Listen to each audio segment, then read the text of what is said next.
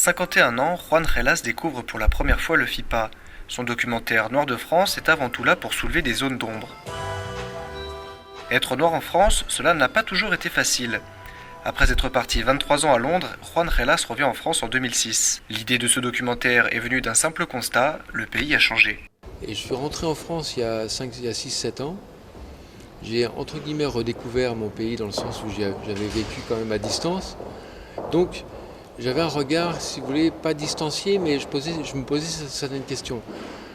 Et d'abord, je me suis dit que la France que je redécouvrais en 2006 n'était pas la France que j'avais quittée en 1983.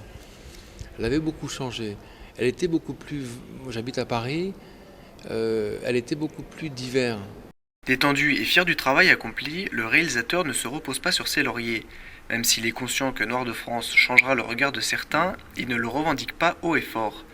Juan Relas n'a pas eu de problème pour financer son documentaire, l'arrivée de nouveaux médias n'a rien changé. Pour des tas de raisons, on n'a pas été, nous, chercher d'autres modes de financement dans les nouveaux médias, sur les nouvelles plateformes. Il se trouve que c'est comme ça. Je pense que Noir de France aurait pu en bénéficier. Bon, il se trouve que pour le moment, le film est donc un film classique, traditionnel, on va dire, en tout cas dans son mode de diffusion et dans son mode de financement. Il n'est pas impossible, j'espère que ce film va rencontrer son public. Le noir n'est pas inférieur. Au travers d'images d'archives et de témoignages tels qu'Audrey Pulvar ou Pascal Légitimus, Noir de France apporte un autre regard sur les communautés afro-antillaises françaises. Prochain projet pour le réalisateur, un documentaire sur un petit village au nord de Bali.